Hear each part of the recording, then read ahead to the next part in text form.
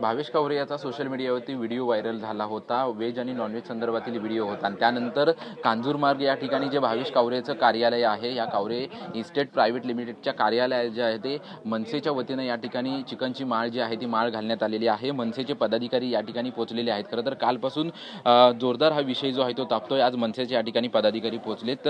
भावेश कावरेचा जरी व्हिडिओ ताडदेवमध्ये असला तरी तो या ठिकाणी त्याचं हे कार्यालय आहे. कार्यालयाच्या बाहेर तुम्ही या ठिकाणी चिकनची माळ घातलेली आहे. नक्की काय तुमची एकंदरित भूमिका आहे, काय सांगा? लक्षात घ्या तुम्ही, ताडदेवचा जरी विषय असेल, त्याचं ऑफिस इकडे असेल, तर मी तर असं बोलेन की मुंबईत कुठेही धंदा जर तुम्ही करत असाल तर ह्या गोष्टी काटकसरीने टाळल्या पाहिजे. आता विक्री करण्याचा नियम काय आहे? जर शासनाने हा नियम बनवलेला आहे की तुम्हाला अशा पद्धतीमध्ये डिवाइड करता येणार नाही, veg non veg, Marathi Gujarati असं डिवाइड करता येणार नाही तुम्हाला. असं करताना बाबा ही इमारत फक्त मराठी माणसांची, ही इमारत फक्त गुजरात्यांची, असे ऑलरेडी आपल्याला शासनाने सांगितलेलं आहे की हा असा नियम नाही आहे. तुम्हाला सगळ्यांना समानरित्या इथे आपल्याला वागवलं गेलं पाहिजे. मग ह्या गोष्टी येतात कुठून? आता व्हेज बोलल्याबरोबर तुम्ही लगेच जैन मारवाडीकडे बघणार. अरे आमचाही माळकरी समाज आहे त्याच्यामध्ये हो. तुम्ही नॉनव्हेज बोलल्यावर मराठी माणसाकडे, मराठ्यांकडे बघणार, बरोबर की नाही? म्हणजे याचा अर्थ का की आम्ही मराठ्यांना तुम्ही तिथे मज्जाव करता देण्याचं? हे इथे मराठी माणसाला मज्जाव करणं महाराष्ट्रामध्ये की पण मुंबईमध्ये चालेल का? आणि आम्ही महाराष्ट्र नवरांनी गप्प बसायचं? अजिबात गप्प बसलं जाणार नाही. आणि जो नियम आहे तो पाळून त्यांनी त्याचा व्यवसाय केला पाहिजे.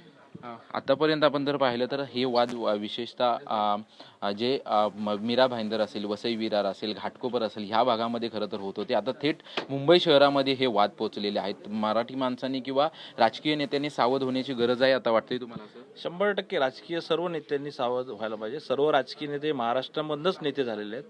महाराष्ट्राची अस्मिता, महाराष्ट्राची भाषा ही टिकवण्यासाठी सगळेच झटलेले आहेत आणि महाराष्ट्राने त्यांना मोठं केलेलं आहे. आणि त्याच्यासाठी जर महाराष्ट्राच्या विरोधात जो जर कोणी भूमिका घेत असेल तर त्याला 100% सगळ्यांनी विरोध करायला पाहिजे.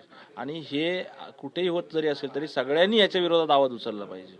पण एक मराठी मुलगा आहे, मराठी मुलगा असून देखील अशा पद्धतीने व्हिडिओ करतो, मग यावरती तर जास्त आक्रमक कसं आहे, आता जो डेव्हलपर आहे त्याला माहिती आहे की आपल्या माणसाला जर कोणाला लावलं कामाला तर त्याचा चुकीचा परिणाम होऊ शकतो, म्हणून त्यांनी मराठी माणसालाच पुढे केलं. षडयंत्र आहे हे हे कसं, पडद्यामागचे कलाकार वेगळे आहेत आणि समोर आणणारे वेगळे आहेत. आणि आपला मराठी मुलगा आहे, त्याला 2 पैसे जास्त दिले असतील की व्यापार आहे त्याचा, त्यांनी केला असेल, त्याला वाटलं असेल एवढे मोठे प्रतिसाद उमटणार नाहीत. आणि व्यवसाय करताना त्यांनी सुद्धा भान ठेवून करायला पाहिजे. आणि कुठच्याही विकासकाला असं सांगितलं नाही आहे की विकताना तुम्ही व्हेज कस्टमरला विकायचं, नॉनव्हेज सगळ्यांना सर्व समान, सर्व धर्माच्या लोकांना तुम्ही फ्लॅट विकू शकता असं सांगितलं गेलंय. असं असताना सुद्धा यांनी करणं चुकीचं आहे. आणि उद्या जाऊन ह्या विषयाला जोडून सांगतोय की आता ज्या पद्धतीचं राजकारण चालू आहे, तर उद्या काही दिवसांनी असं पण करतील मुद्दामून की असे नियम बनवायचा प्रयत्न करतील की नाही आपण डेव्हलपरला ही परवानगी देऊ शकतो की तो ज्यांना पाहिजे त्यांना फ्लॅट विकायचा, असं नियम करण्याची शक्यता आहे. कारण ह्या लोकांना राजकारण करताना ह्या गोष्टी, आता जे शासन करताय, शासनामध्ये बसले आहेत, ते काय प्रवृत्तीचे आहेत? ते आतापर्यंत एवढ्या वर्षामध्ये कधी हिंदू मुस्लिम, हिंदू गुजराती, हिंदू पण झालं नाही. मग आताच कसं व्हायला लागलं आणि असे विषय आताच कसे व्हायला लागले आहेत? तर हे त्यांचं मागचं षडयंत्र आहे. आणि ते आपण खरोखरच खरं म्हणजे हिंदी सक्तीसाठी सुद्धा सरकारने एक GR काढला होता, आठवतं का तुम्हाला? मराठी न करता तुम्ही हिंदी सक्तीवर करायला पाहिजे. अशाच पद्धतीचं भविष्यात सुद्धा होऊ शकतं, ह्याची सुरुवात असेल. पण आज तुम्ही चिकनची माळ घातली, पुढची भूमिका काय असेल? कारण की आज प्रतिक्रिया देत असताना त्यांनी त्याचं स्पष्टीकरण दिलेलं आहे आणि कार्यालय खरं तर त्यांना बंद करून या ठिकाणून गेलाय. पुढची भूमिका काय असेल मनसेची? आता तर सध्या तो कार्यालय बंद करून पळाला आहे. आज 1 दिवस तो पळेल, 365 दिवस तो भेटणार ना. आणि कांजूरला देखील राहत होतो. ही चिकनची माळ, त्याचं नातं चिकनची माळेशी भरपूर आहे.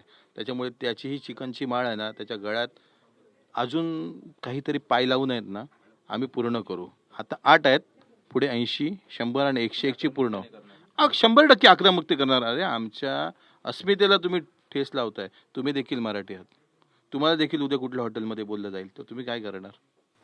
तुम्ही देखील एक गाल आणि तुमचा हात असेल. त्याच्यामुळे स्वाभाविकता महाराष्ट्र नवनिर्माण सेनेचा कार्यकर्त्याचा हात थोडा शांतपणे नाही उठणार तर जोरात उठणार. धन्यवाद आमच्याशी बातचीत केल्याबद्दल. आपण पाहतोय की भावेश कावरेचं हे कार्यालय आहे. कार्यालयाच्या बाहेर मनसेच्या वतीनं आंदोलन करण्यात आलं. त्याचसोबतच या ठिकाणी जे कार्यालय आहे, कार्यालयाची जी पाटी आहे त्या पाटीला देखील चिकनची माळ जी आहे ती घालण्यात आलेली आहे. आणि जर आज भावेश कावरे हा इथून गेलेला आहे, उद्या जर भेटला नाही किंवा त्यानं माफी मागितली नाही तर हेच चिकनची माळ जी आहे ती त्याच्या गळ्यात घालू अशी भूमिका जी आहे ते मनसेच्या वतीनं घेण्यात आलेली आहे. कॅमेरामॅन कमलेश डोंगरेसह निवृत्ती बाबर, TV9 मराठी, मुंबई.